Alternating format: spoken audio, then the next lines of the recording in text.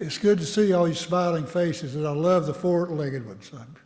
I'm fascinated by the dogs and the cats, and I'm missing the horse, though. I really wanted a horse. Today, the Unitarian Universalist Church of Tampa is gathered to celebrate the wonder of existence, the gifts that come to us unexpected, the challenges that make us stronger, make us need help, and reach out for help. Welcome to this place and this time. The people of the Dome are taking on the wonders of the world and listening to the challenges that are in our hearts. The chalice is lit to signify hope, love, and welcome, to search for the truth, to find the answers that we need, and to act on them to make the world a better place. Next is our reading or meditation. You're welcome to relax, close your eyes if you wish. For our meditation today, let's open our minds and hearts to the place of quiet, to the silent prayer for the healing of pain and the soft, gentle coming of love. I invite you to relax, get comfortable, breathe in, breathe out.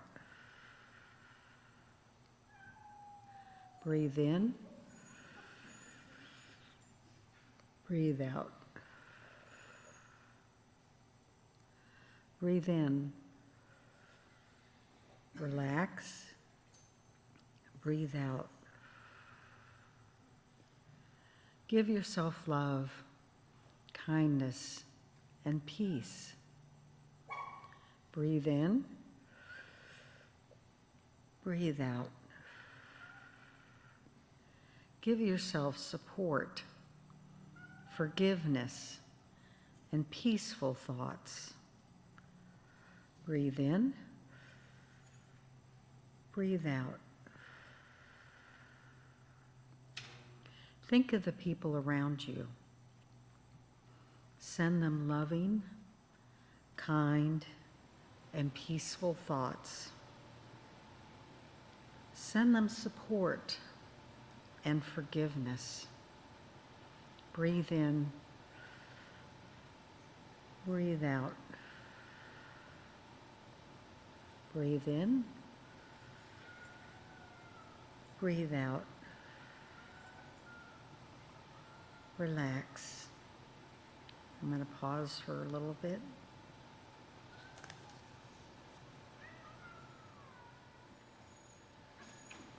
May you be well and have peace in the upcoming week.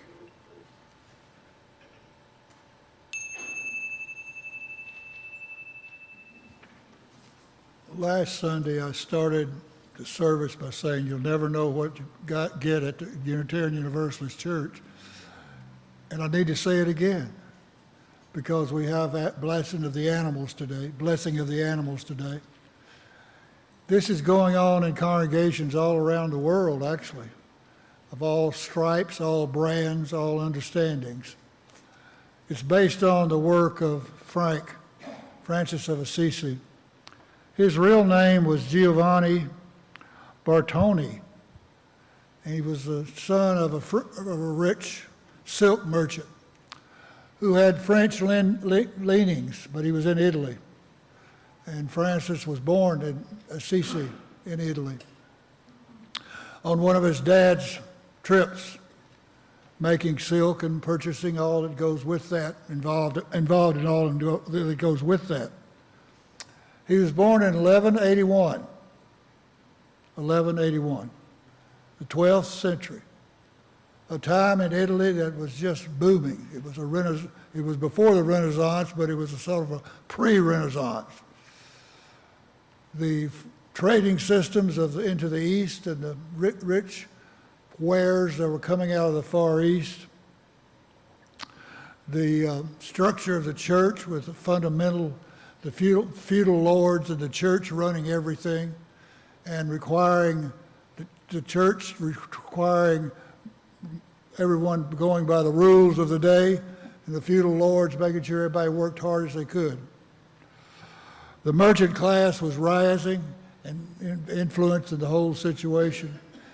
Giovanni was born into a culture that was rich, divided, and had all sorts of issues that they faced, poverty being the greatest one. Because the rich people were rich and the poor people were poor, and there weren't too many people in between. Well, Francis had sort of a propensity to think of other things, other more important things. And he came to a realization, a call, if you will, to found an order of fellow priests, monks, to become Franciscans. They named it Franciscans after him. So the Franciscans became one of the powerful orders of the Catholic Church devoted to poverty, begging, and basically working wherever the poor and the hardest afflicted were. He was a man of distinguished stature. He involved himself with all sorts of folks. So the story goes that he even had the courage to bless the animals and bless the wolf. Now conceive of this. Have you ever walked up into a yard and a dog come out who's one of the most vicious animals in the animal kingdom, I would suppose, and he goes up to him, calmly it is said, and blesses him on his head? Imagine that. Imagine that. Then I'll tell you about someone else, Henry Berg. How many have heard of Henry Birch? Few people have. He was given the name the founder of the humane movement in the 19th century. In 1866, he founded the Society for the Prevention of Cruelty to Animals. You know what to say it. He would, in 1875, he would found the Society for the Protection of Children. So how in a culture does the brilliant people, I think one of the poets, Longfellow, called him the greatest man of the age, how do you become the founder of humane culture, humane caring? So that shows you the extreme parts of this, that in that culture of Henry's and the culture of Giovanni's, there were such great needs that people had to step forward to provide those needs with organizations that attended to them. Now I watch those commercials on TV. Do you see them for the APC, the animals? And it goes like 2 minutes. It's not the 30-second one. You got to sit there and watch the cruelty. Well, I've had dogs and I've had cats, and they've been a vicious and a wonderful part of my life. They've taught me love. They've given me love. I had a little cat named Andy, black as coal, who nursed me after my heart transplant. He stayed in my belly as I laid in bed wondering, was all this worth it? Well, he stuck with me, and he's still alive, I think, down in Laurel, Mississippi, where Peggy and I lived. And then I've had a dog, and I've had a good dog, and I've a bad dog. I've always had good cats. Have you ever noticed that? So I'm not saying I'm in favor of cats, but I sort of like cats. So this is what we're going to do. We're going to go through a slideshow first. And I'm going to read the names as best I can to match the animals with the slides. So this is a logistic nightmare and a technical challenge. Right, team? We had some wonder workers this morning bringing back our screens online. Jerry and Karen and the crew. Yeah. It's a cliche, but it takes a village. It takes a group of Unitarian Universalists working together to loosely get things together. Okay, are we ready to go? This is Topaz, Zendel. Yeah, you can ooh and ah now. We're going to see some pretty animals here. This is Donna Cape. It sort of looks like Andy, Donna. Evelyn. Mika Blymiller.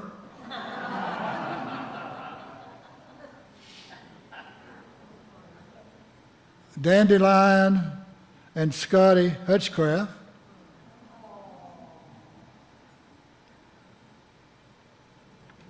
K.O.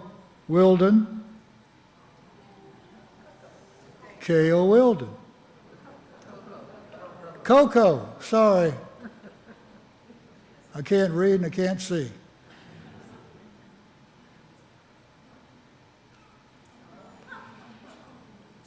Topaz, Tulin, Flint, Zendel. Oh, goodness. Cinnamon Bun, Frostington, Zendel.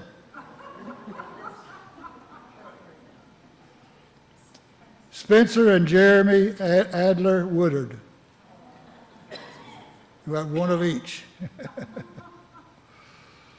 Sterling Adler Woodall. Woodard. And again, Marcel Adler Woodard.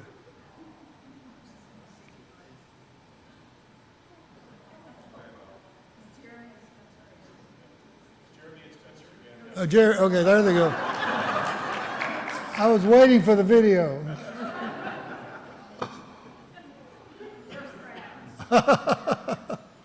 Here we got Zero and Bernie Smith. Zorro.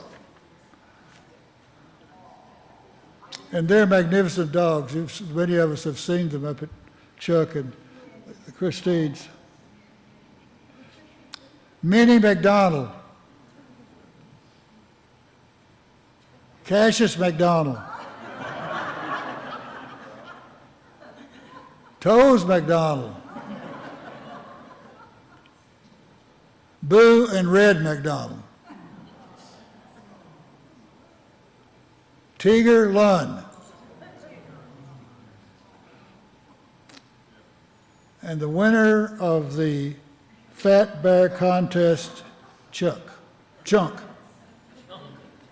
Where's Chunk? He's there somewhere. Oh, well, there he is. That's wonderful. Okay, now this is what's going to happen. I'm going to look up. No, I'm going to make a statement of blessing, and I want those who've brought their pets with us today, or those of you who've got pets that did bring them, to just speak their name after I do the blessing. Okay? May the mystery of life be honored by us for the gifts of animals that provide us such comfort and such joy.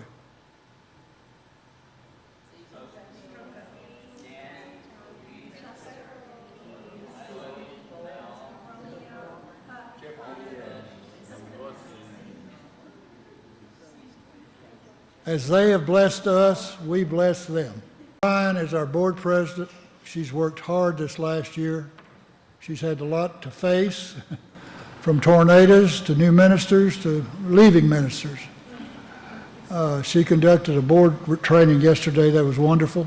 But she's got another hat this morning to wear for us, and that's to talk about our pledge drive.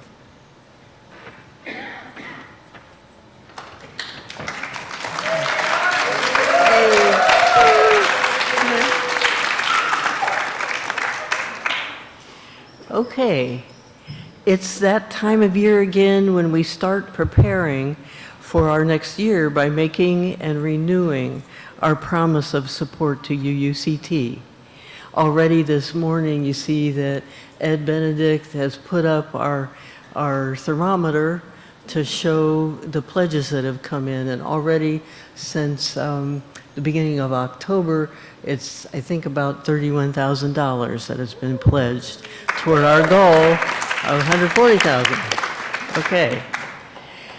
Last year, I spoke in support of the pledge drive, and to prepare this statement for this year, I had to wonder what is something new I could say.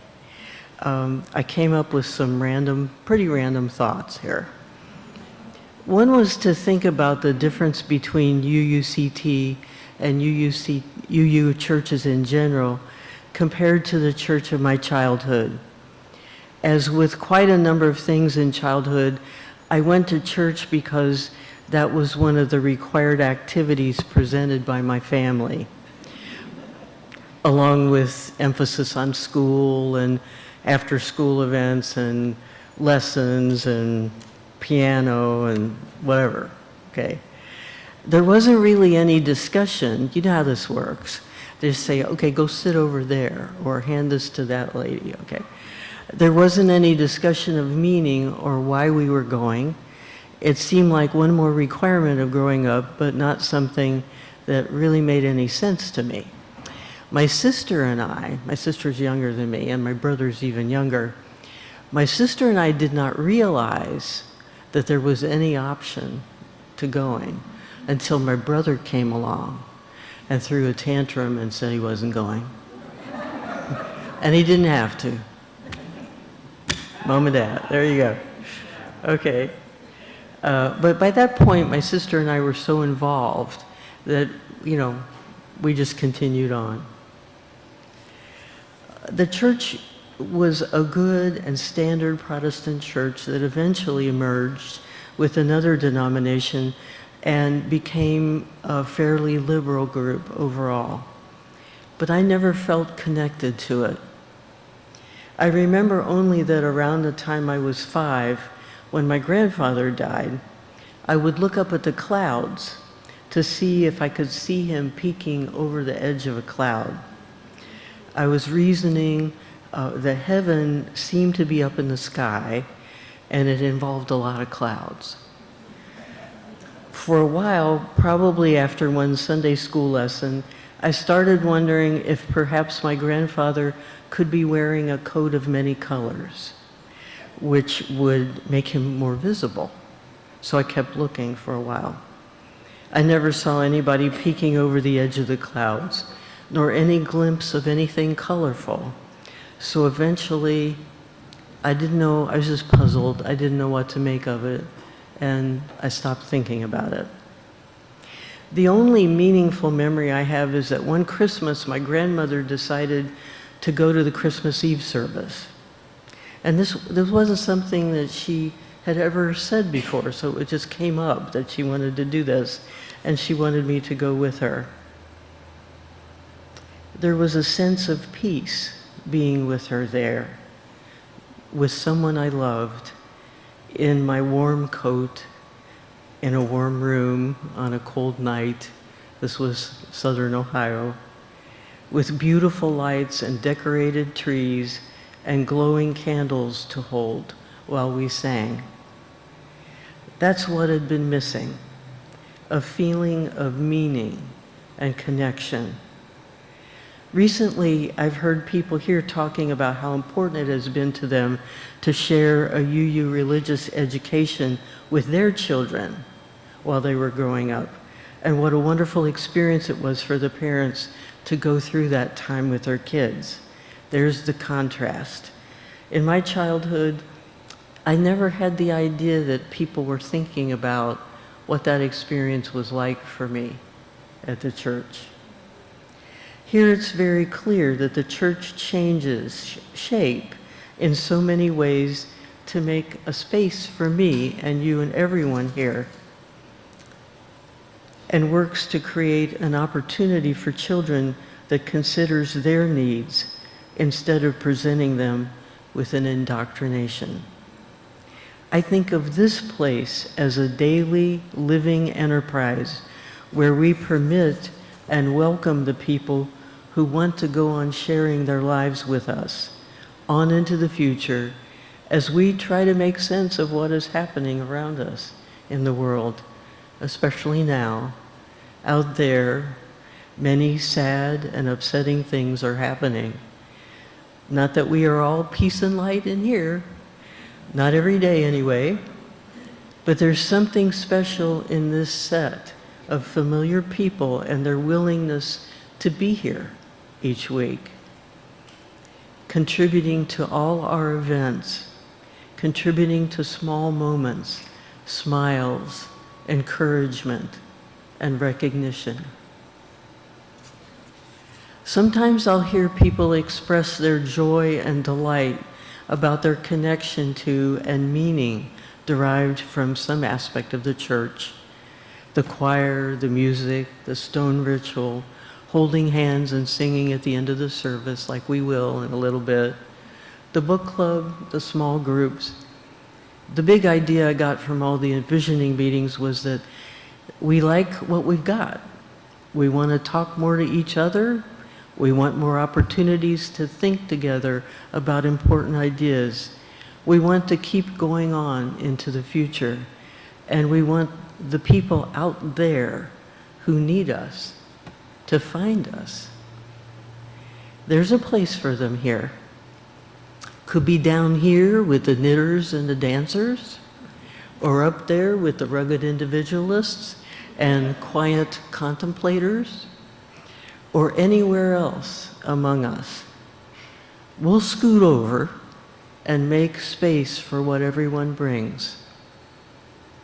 I think of meaning and connection centrally connected to our principles.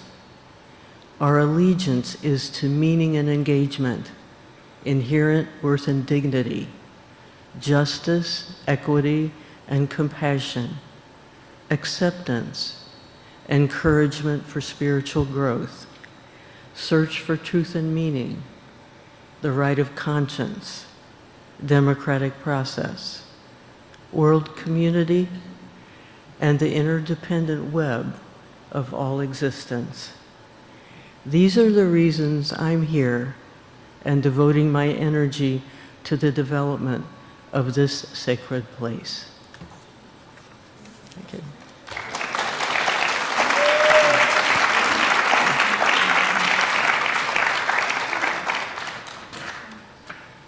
Thank you, Doris, very much. There's a story that a rabbi told his people one time that I want us to think on, and then we'll get on to fellowship time. Every person is born with two pockets. In one pocket, you pull out the reality that I am dust and ashes. The other pocket, you pull out the truth that for me, the universe was created. We live in that tension. We live in that place. And the key word is live in it. We respond to it with all the training, all the mistakes, all the opportunities that we've had over our lifetime. And to have an institution, a group of people that says you're accepted here and let's talk about our lives. We go through the worship service on Sunday. Hopefully we're promoting ideas, stimulating thought, reflecting on, well, that was pretty good. I am blessed in many ways. But the challenges out there are overwhelming. Well, they're not. We're still right here, and we're still fretting about them. So the Unitarian Universalist Church of Tampa for over 70 years has been a place of refuge, of hope, and of restoration. So we will say that over and over and over, because it means so much to us. There's no dead words about things that happened 150, 500, 200, 300, 800. You know what I'm saying. Love will guide us. Acceptance will keep us alive. And a responsive empathy will teach us how to be human beings. Let's put out the light. Take the light with you. It's an eternal flame that all of us possess. The world needs the light we share. Let's do it.